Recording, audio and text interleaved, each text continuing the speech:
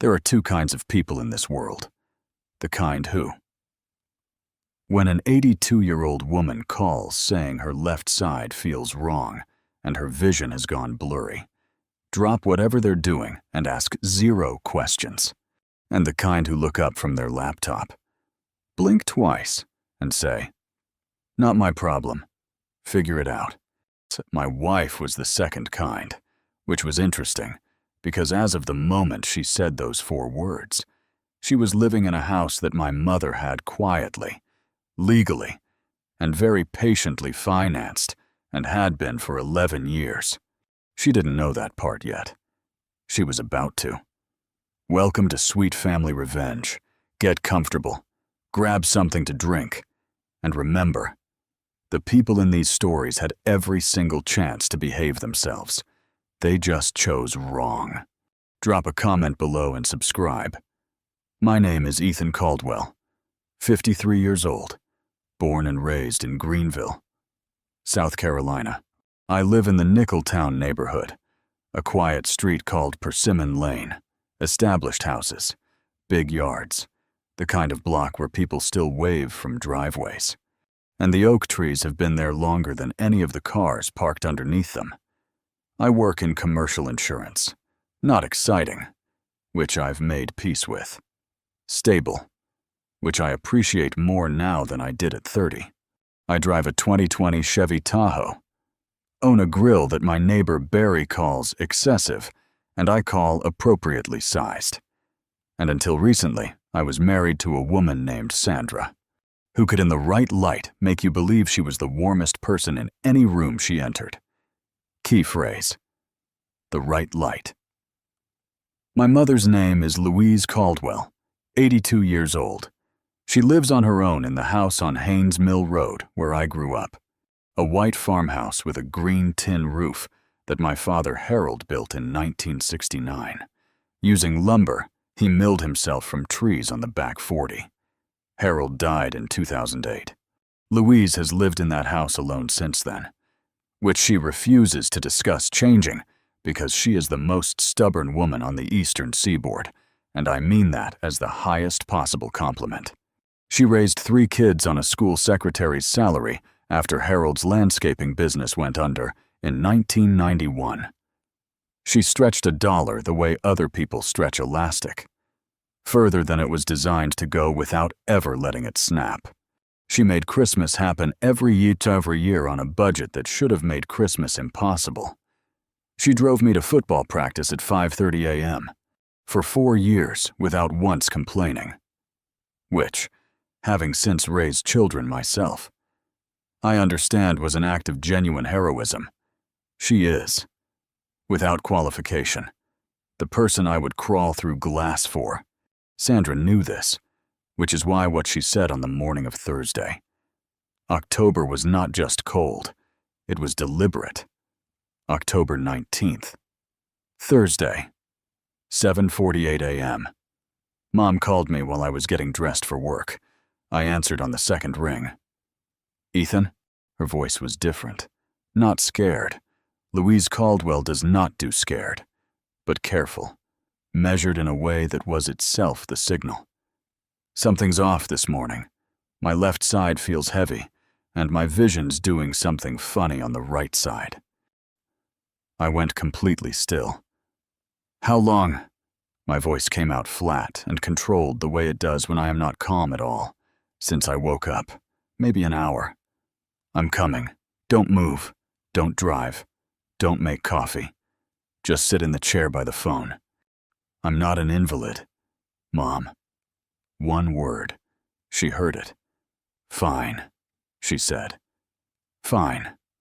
I hung up, grabbed my keys, then remembered the Tahoe was at Greenville Transmission on Augusta Road. Dropped it Monday for a torque converter issue. Wasn't supposed to be ready until Friday. Sandra was at the kitchen table with her laptop. Coffee, the reading glasses she wore when she wanted to look like she was concentrating. She was reading something I couldn't see and didn't ask about. Mom's having symptoms. My voice came out even and calm. Left side numbness, vision disturbance. I think it might be a TIA. I need your car. Sandra's car, a 2022 Volvo XC60 that she treated with the reverence most people reserve for religious objects, was in the driveway, 12 feet from where she was sitting. She looked up from the laptop, then she looked back down. Not my problem. Figure it out. Okay, my voice came out. Then I walked out of the kitchen, went to the front hall, picked up my phone, and called my brother Dennis. Dennis Caldwell is 50 years old, lives in Simpsonville, about 22 miles southwest, and is the kind of man who answers his phone at 7:50 a.m. and says, "On my way," before you finish the sentence. He didn't ask questions. He didn't need a context. He just said, "On my way," and hung up and was pulling into Mom's driveway on Haynes Mill Road by 8:31 a.m. I got there via Uber at 8:44.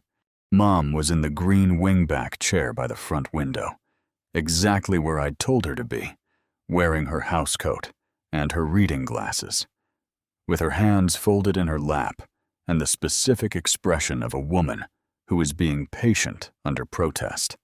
"You didn't need to send the cavalry," she announced when Dennis and I came through the door. "You had vision disturbance, Mom," Dennis said. "People have vision disturbances. 82-year-olds who have vision disturbances go to the hospital." My voice came out. "Non-negotiable. Let's go." She went, which told me she was actually scared because Louise Caldwell doesn't comply with non-negotiables unless she agrees with the underlying premise. I sat in the back seat of Dennis's Silverado, with my mother's hand in mine. And I did not think about Sandra once the entire drive to Prisma Health Greenville Memorial. I thought about my mother's breathing. I thought about the intake nurse who met us at the door. I thought about the particular way Mom squeezed my hand when they took her back for the CT scan. Tight, then releasing. The way she used to squeeze my hand when I was small, and something scared me, and she wanted me to know it was going to be all right. I didn't think about Sandra. Not yet. That night, in the waiting room, around 11 p.m. when I remembered the deed. Let me tell you about the deed. 11 years ago. Sandra and I bought the house on Persimmon Lane. It was 2012. The house was listed at $287,000.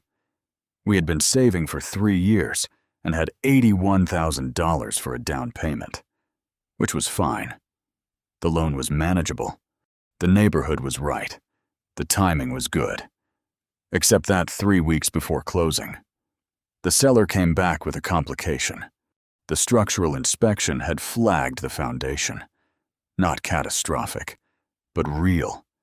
And repairing it was going to cost somewhere between $35,000 and $50,000, which we'd need to show we could cover before the bank would finalize the mortgage. We didn't have it. I went to my mother. Not to ask.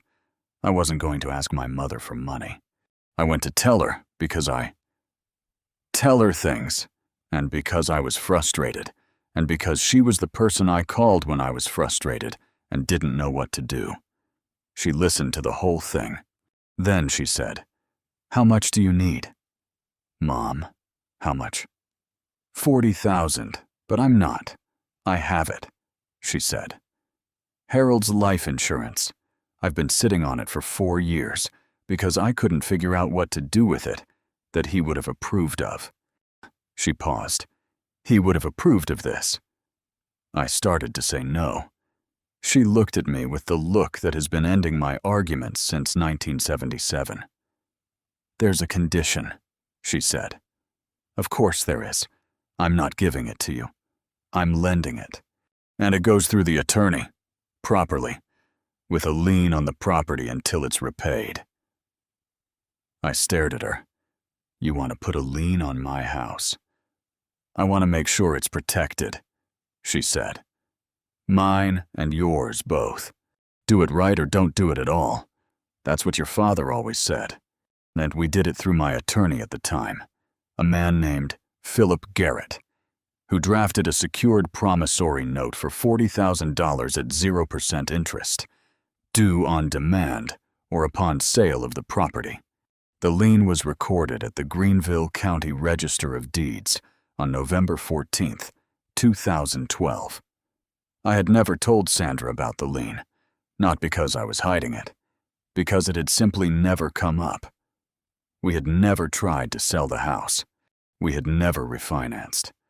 The $40,000 had been sitting in the county records office for 11 years, quiet and unremarkable. A small legal fact that nobody had ever had a reason to disturb. Until 11 p.m. on a Thursday in October, when I was sitting in a hospital waiting room next to my sleeping 82-year-old mother, and I started doing math.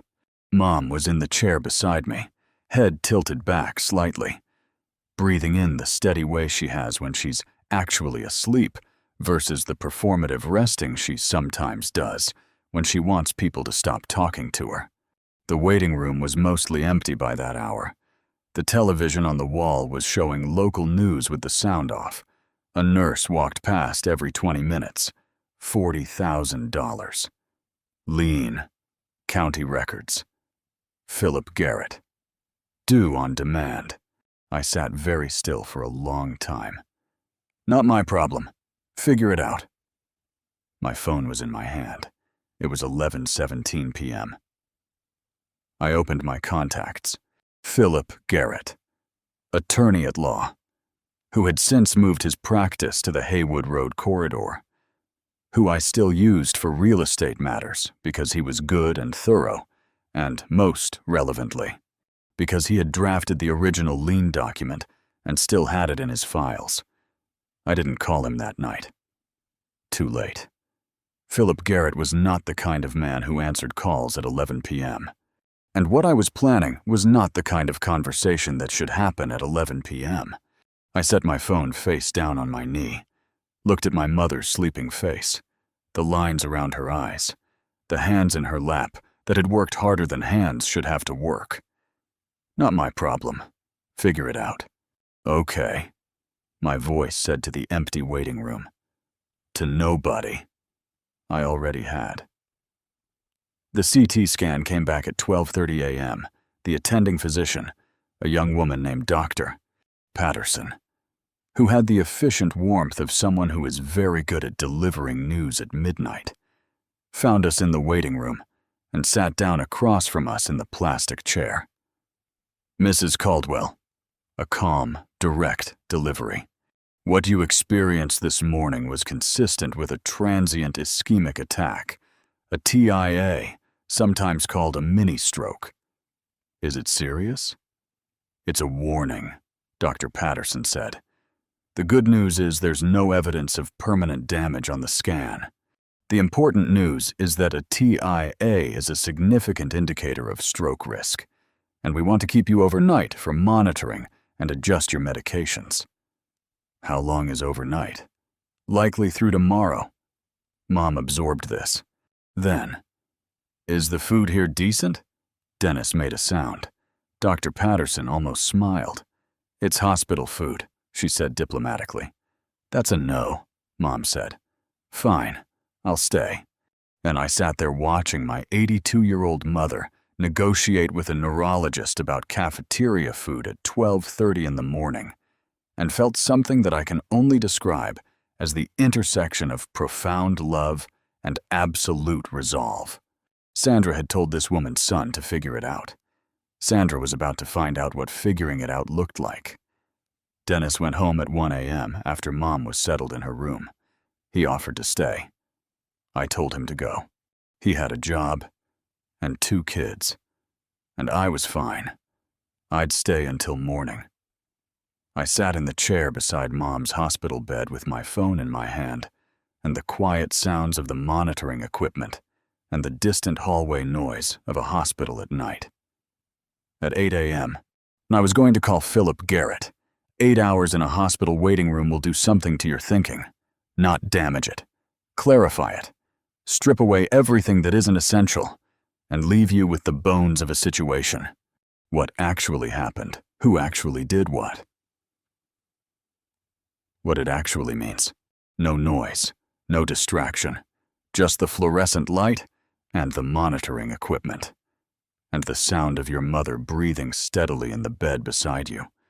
And the full weight of the previous 24 hours settling into something very clear and very cold. By 7:30 a.m. on Friday, October 20th, I was clearer than I'd been in years. Philip Garrett answered on the second ring. Philip is 61 years old, has practiced real estate law in Greenville for 33 years, and has the specific voice of a man who has seen every permutation of human financial behavior and has stopped being surprised by any of it. His voice on the phone is measured, precise, and slightly warmer than you expect from those first two qualities. Ethan. A pause that contained recognition. You're calling early. I need you to call the lien. My voice came out. The Persimmon Lane property. The $40,000 note from 2012. I need the formal demand issued today. A beat. The Louise Caldwell note. Yes. Can I ask what prompted this? She's at Greenville Memorial. She's stable. My wife wouldn't lend me her car to take her to the hospital. Silence on the line. Philip's silences are not empty. They are considered. I'll have the demand prepared by 10, he said. Delivered by certified mail and posted to the property address. Thank you. Ethan. Another pause. Is your mother all right? She's eating breakfast and arguing with the nursing staff about the coffee. My voice came out. She's completely herself. A sound from Philip that might have been a laugh in different circumstances. Good. I'll have this handled. I hung up and stood in the hospital hallway for a moment. The hallway smelled like every hospital hallway, antiseptic and recycled air, and the particular institutional smell that no amount of architectural renovation has ever successfully eliminated. A breakfast cart went past, pushed by an orderly, who nodded at me without breaking punch to stride. It was done, or the beginning of it was done. I went back into Mom's room. She was sitting up in bed with a plastic tray in front of her, examining a cup of orange juice with the expression of a forensic scientist examining evidence. This is from Concentrate, she announced when I came in. Good morning to you, too. I'm just noting it. She picked up the cup, drank it, set it back down. Did you sleep? Some.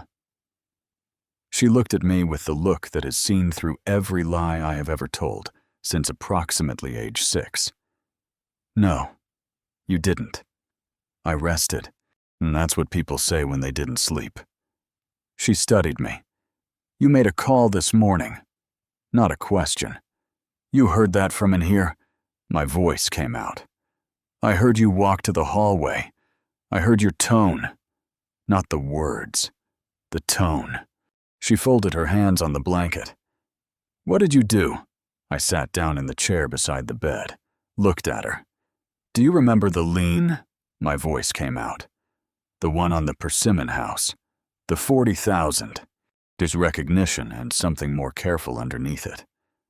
Of course I remember it, she said. Philip Garrett is calling it due this morning, looking at me with the steadiness of a woman who has 82 years of reading situations behind her and has just read this one completely. Because of yesterday, she said. Yes. She looked at her orange juice tray, adjusted the cup slightly, looked back at me. She wouldn't give you the car, Mom said. No. Another silence. Longer. Your father, she said finally, would have done the same thing. Not out of anger. Out of... She searched for the word. Clarity. She nodded once, slowly. Some things clarify a person. Yes, they do. My voice came out. She picked up a piece of toast, examined it, set it back down. The food here is genuinely terrible, she said. I'll get you something from the Waffle House on Pleasantburg.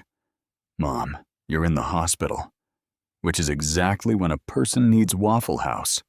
She looked at me evenly. I just had a TIA. Ethan, I think I've earned hash browns. and I sat there in a hospital room in Greenville, South Carolina, watching my 82-year-old mother negotiate for Waffle House after a transient ischemic attack, and I felt something that was either going to become grief or become something steadier, and I chose steadier. "I'll see what I can do," my voice came out. Philip called back at 9:11 a.m. "Demand notice has been prepared and is in transit. Certified mail to the Persimmon Lane address, plus a copy posted to the door for the notice provisions in the original instrument." A pause. Under South Carolina statute, once the demand is received, Sandra has 30 days to either satisfy the lien, the full $40,000, or enter into a negotiated repayment agreement with the lien holder. And if neither happens, the lien holder has grounds to initiate foreclosure proceedings on the property, which is Louise Caldwell, Philip confirmed. "She knows." My voice came out. "I told her this morning." "How did she take it?" She asked about Waffle House. Another Philip silence. "She sounds like a remarkable woman." "She is." My voice came out. "One more thing," Philip added. "The demand notice will specify that the lien holder is available to discuss resolution, but that all communications go through my office, not directly to you." "That's fine." "Which means if Sandra tries to reach you, that's between her and her choices." "Understood." Philip, who has the professional discretion of a man paid to have professional discretion, did not add anything further. "I'll keep you updated." And Philip's estimate was 10 a.m. for delivery. The actual delivery was 9:47 a.m. I know, because Sandra called me at 9:51 a.m. I was sitting in the chair in Mom's hospital room. Mom had dozed off again after breakfast. The genuine sleep this time, not the performative rest. The monitoring equipment was doing its quiet work. The television on the wall was off. My phone screen lit up. "Sandra." I set it face down on my knee. It rang 8 times. Stopped. At 9:53 a.m., it started again. I set it on the windowsill face down. The pattern over the next 3 hours. 9:51 call 1. Let it ring. 9:53 call 2. Let it ring. 9:58 call 3. Sent to voicemail. 10:04. Call 4. Let it ring. 10:11. Text message. I did not read it. 10:15 calls, 5 through 9. Let them ring. By noon, she had called 22 times. Mom woke up around 12:30. Looked at my phone on the windowsill. Looked at me. Looked at the phone again. "How many?" she said. 22. Somewhere between a and a laugh. Harold would have said, "Let it go to 30. I'm thinking 38. My voice came out. She considered this. "Why 38? Seems right." The nod of a woman who has decided not to question the logic of a thing she fundamentally approves of. Dennis arrived at 1 p.m. with food. Not Waffle House. I had, in a moment of compromise, gotten her the hash browns from the Waffle House on Pleasantburg via DoorDash, which is not the same as being there, but which was received with significantly more grace than I expected. If you've been listening for a while and want stories like this to keep coming, it really helps if you hit that like button and subscribe. 97% of people never do, but it's what keeps this whole thing running. So, thank you for real. He sat in the second chair and looked at my phone on the windowsill and looked at me. "How many?" Dennis said. 26 at last count. He responded with 4 words. "You called Philip Garrett." Then 3 more. "Good. Let it ring." The afternoon passed in the specific way that hospital afternoons pass. Slowly, in installments, punctuated by nurse check-ins and medication rounds.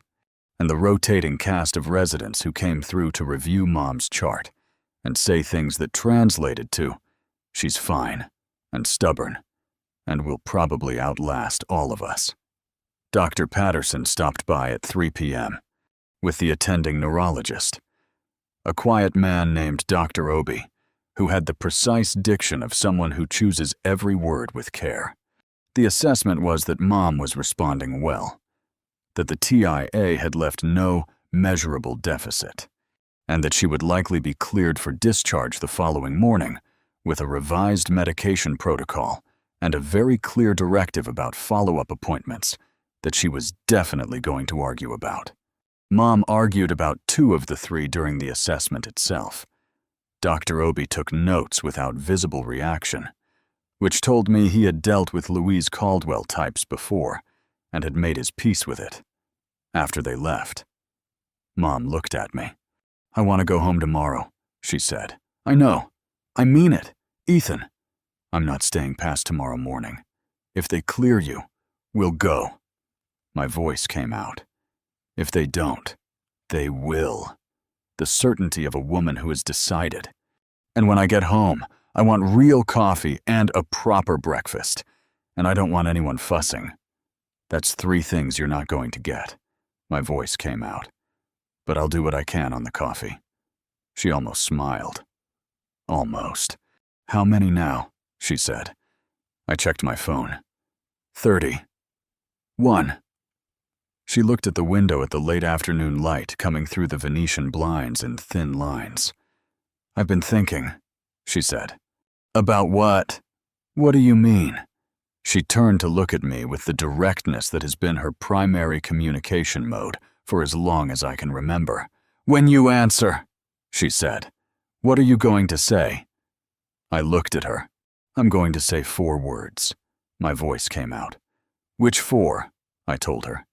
She was quiet for a moment. Then she settled back against the pillows. "Your father," she said, "would have liked that very much." Saturday, October 21st, 6:47 a.m. Mom was still asleep. The monitoring equipment was doing its quiet work. The Venetian blinds were letting in the first thin lines of morning light. The hospital had the particular stillness of a place that never fully stops, but comes as close to it as it ever gets in the hour before the day shift. My phone screen lit up. "Sandra. Call 38. I sat forward in the chair, ran a hand over my face, looked at my mother's sleeping face, the lines around her eyes, the steady rise and fall of her breathing, the hands folded on the blanket. I picked up the phone. Answered. 3 seconds of silence on the other end. She hadn't expected me to answer. After 37 calls, she had stopped expecting it and had been calling on the forward momentum of her own panic. "Ethan?" Her voice was different. The assembled confidence she normally wore had been worn down to something underneath it. Something that was just a woman who had received a certified legal document on a Friday morning and spent 30 hours trying to get someone to talk to her about it. I let the silence sit for a moment. Then I figured it out. What came after that was a conversation I had prepared for, and Sandra had not. She was in the kitchen on Persimmon Lane. I could tell from the acoustics, the slight echo off the tile. She had the letter in front of her. She had been in contact with her sister Karen, who had a friend who knew a real estate attorney, and she had spent Friday afternoon getting enough amateur legal advice to understand the basic shape of what was happening without fully understanding the implications. "There's a lien on the house." Her voice came out. Attempting control, not quite achieving it. "From your mother. From 2012. I didn't know about it." "I know you didn't." My voice came out. "You never told me." "Ethan." The control cracking slightly at the edges. $40,000 with a demand notice. If we don't pay it in 30 days, I know what happens in 30 days. "Then why?" She stopped. Started again. "This is about yesterday. The car. This is about a lot of things. My voice came out. Yesterday clarified them. Silence on her end. I stood up from the chair and walked quietly to the window. The parking lot below was mostly empty. A man walked to his car, carrying 2 coffees, moving with the purposeful care of someone bringing something to someone who needed it. My mother, my voice came out, steady and even. Called me at 7:48 a.m. yesterday because her left side was numb and her vision was wrong. I went to you and asked for your car, which was 12 feet away in the driveway, to take my 82-year-old mother to the hospital, and you told me it wasn't your problem. Nothing from Sandra. She had a TIA, Sandra, a transient ischemic attack, a warning stroke. She's in a hospital bed 10 feet away from me right now. I paused. The woman who wrote a $40,000 check so we could close on that house is in a hospital bed because her body sent her a warning. And when I needed your car to get to her, you told me to figure it out. I didn't know it was serious. You didn't ask. My voice came out. I said hospital. You said not my problem. Those are the 2 facts. Another silence. What do you want? Her voice came out finally. Quiet. Something stripped back in it. Good question. Then I turned away from the window, looked at my mother, who had woken up at some point in the last few minutes and was lying with her eyes open, looking at the ceiling with the expression of a woman listening carefully to something she is pretending not to hear. I want several things, my voice came out. And none of them are things we should sort out on the phone with my mother in the next room. Philip Garrett's office will be in contact about the lien. What happens after that, I paused, is a longer conversation. Are you talking about divorce? Sandra's voice had gone flat. The particular flatness of someone asking a question they already know the answer to. I'm talking about the lien right now, my voice came out. One thing at a time. She called Philip Garrett's office at 8:15 a.m. Philip was not in yet. He kept civilized hours. But his associate Margaret was. And Margaret took the call with the professional calm of someone who had handled many versions of this particular conversation. Philip briefed me at 10 a.m. She's retained an attorney, he said. Brian Holloway over on Augusta Road. Good guy, capable. He'll give her accurate advice. A pause. She also asked if Louise would consider a payment plan rather than a lump sum. What's Mom's position on that?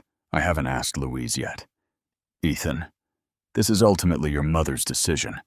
The lien is in her name. I represent her interests in this instrument, not yours specifically. I know. My voice came out. What do you think is fair? I think fair is a structured repayment over 12 months with a formal agreement that satisfies the instrument and gets both parties to a clean resolution. He paused. What I think you're actually asking me is what happens to the house in a divorce proceeding, which is a different conversation. Yes, my voice came out. It is. You should call Diane Reeves, Philip said. She's the best family law attorney in Greenville. Tell her I sent you. I wrote the name down on the notepad the hospital had left by the chair. Diane Reeves. Family law. Philip's referral. I didn't know yet that the conversation with Diane Reeves was going to take 3 hours and end with her saying, Ethan, the prenuptial agreement you signed in 2009 has a clause your wife's attorney is not going to enjoy discovering. But that's a story for another day. Mom was discharged at 11:30 a.m. on Saturday. Drive Patterson signed the paperwork.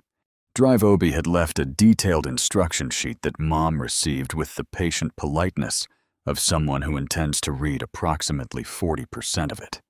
The nursing staff said their goodbyes with the warmth of people who had, over 30 hours, developed a genuine fondness for a small, fierce, 82-year-old woman who argued about orange juice and negotiated for Waffle House and asked every resident their name before she'd let them take her blood pressure. Dennis pulled the Silverado to the discharge entrance. I helped Mom into the front seat. She accepted the assistance without comment, which was its own statement about how tired she actually was. I got in the back. We drove to Hams Mill Road.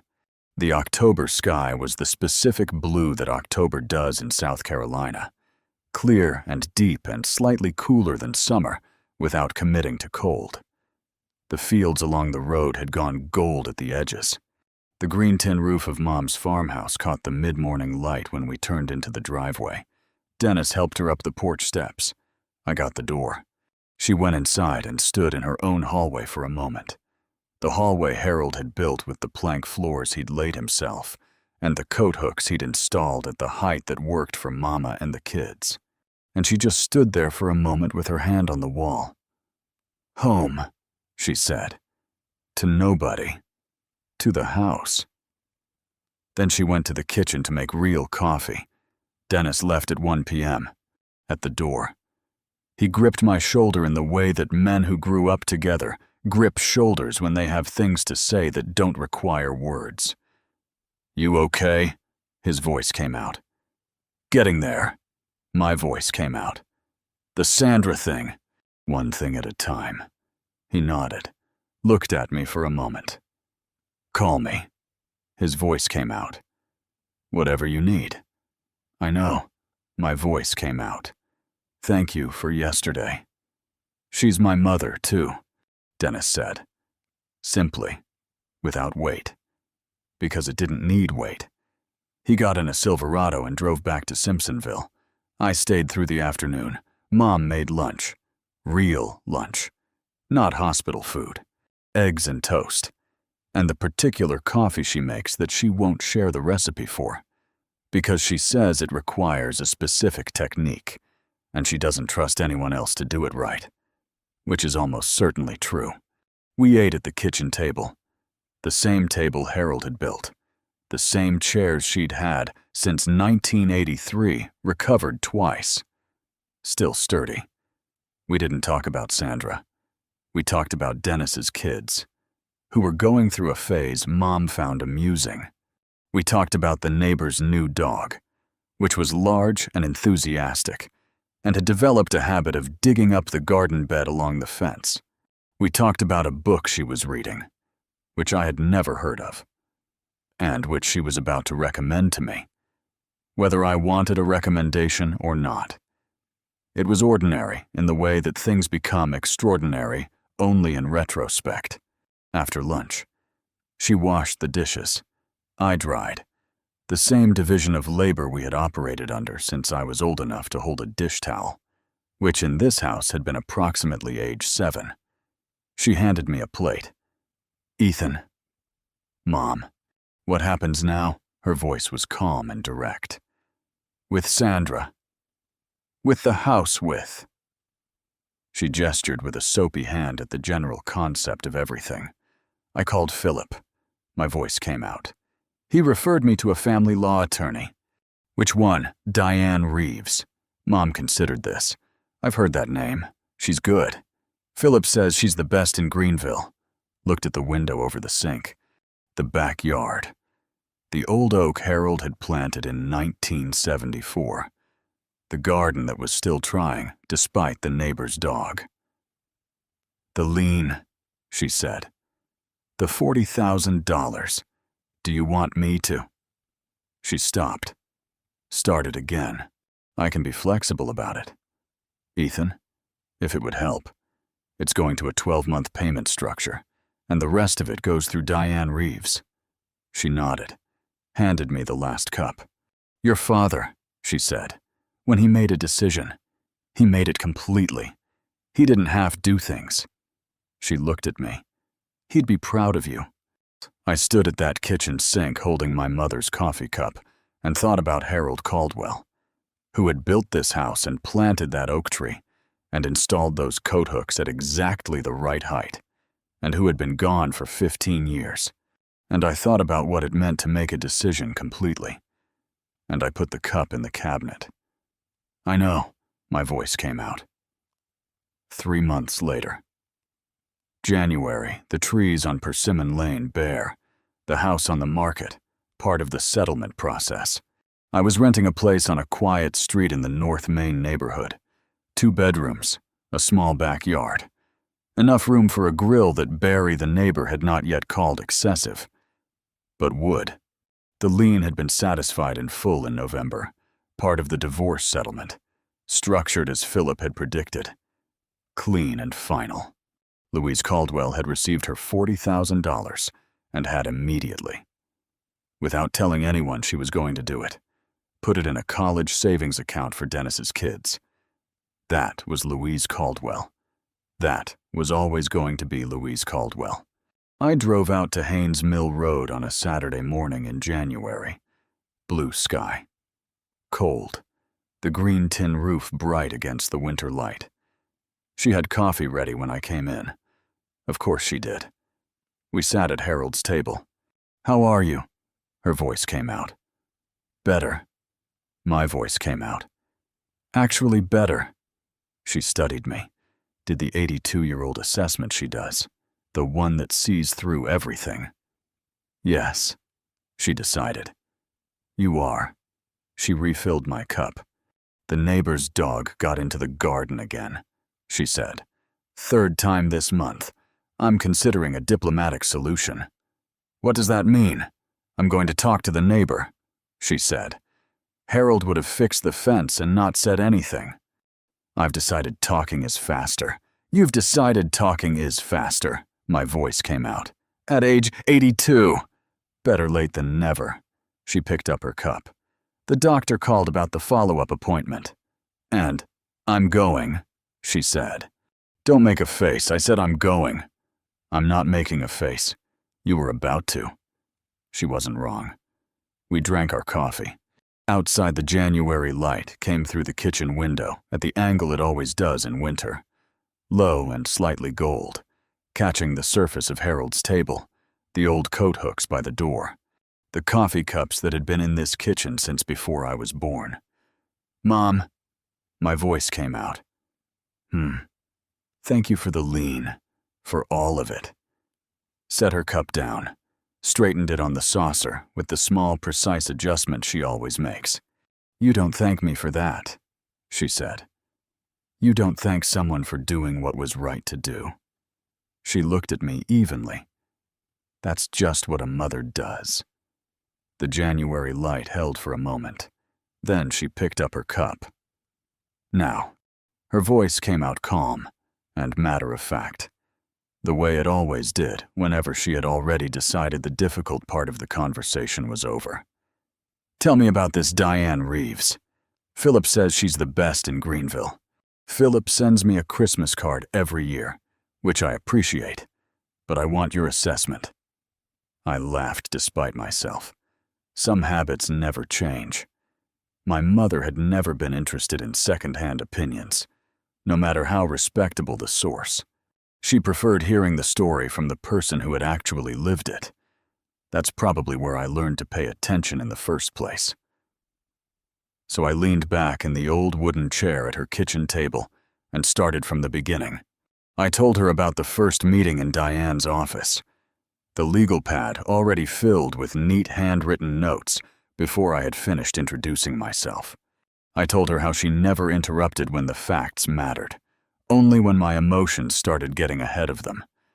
I told her she had a remarkable talent for making complicated situations feel manageable without ever pretending they were simple. My mother nodded every few minutes, occasionally asking a question so specific it reminded me she had spent decades quietly observing people before deciding whether to trust them. "Did she promise you she'd win?" she asked. "No," I answered. "Good," my mother said, before taking another sip of coffee. "The honest ones never do." That sounded exactly like something my father would have said. For a moment, neither of us spoke. The January sunlight spilled across the kitchen floor, catching the dust that drifted lazily through the air. The old clock above the pantry ticked with the same steady rhythm it had kept my entire childhood. Some sounds become part of your understanding of home without you ever realizing it until you've spent enough time away. I continued telling her everything about the difficult meetings, The long afternoon spent sorting documents. The moments when I wasn't sure the truth would ever become visible enough for anyone else to see it. I admitted the doubts I hadn't shared with many people. She listened without interrupting, exactly as she always had, whenever I needed someone who wasn't trying to solve the problem before understanding it. When I finally finished, she rested both hands around her coffee cup and smiled. Sounds like she did exactly what you needed. She did.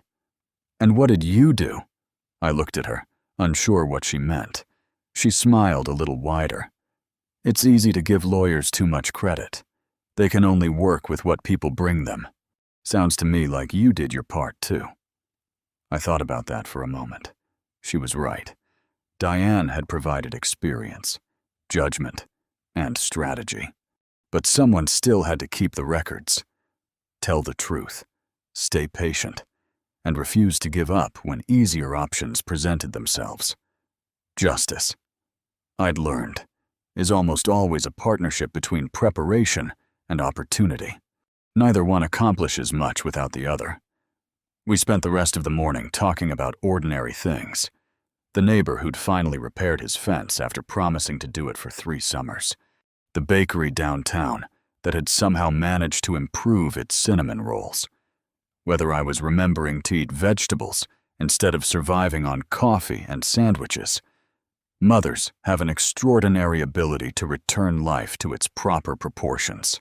One minute you're discussing life-changing legal decisions, and the next you're being reminded to buy more oranges because it's flu season. Somehow both conversations feel equally important. Before I left that afternoon, she walked me to the front porch. The oak tree my father planted decades earlier stood quietly in the front yard, its branches bare against the winter sky, waiting for spring with the kind of confidence only old trees seem to possess. Your father would have been proud of you, she said softly. I looked at the tree for a long moment before answering. I hope so. She shook her head gently. You don't have to hope. I knew him better than anyone. But sometimes the people who know us longest also know exactly which doubts we still carry, even after we've stopped speaking them aloud. I hugged her before walking to the car. She stood on the porch until I backed out of the driveway, giving one small wave exactly the way she had every time I left that house since I was old enough to drive. Some traditions don't need improving. They're already perfect.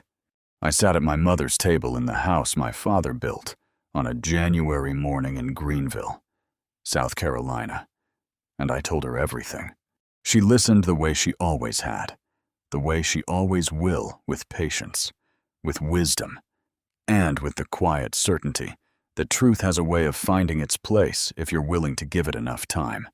Looking back now, I don't remember every word we exchanged that morning. What I remember is how peaceful it felt to tell the whole story to someone who never once asked me to make it shorter, simpler, or easier to hear. Sometimes that's the greatest gift a family can give each other. Not answers, just a place where the truth is always welcome. If you liked this story, join our community by hitting that like button and subscribing for more real, raw, and family-centered stories.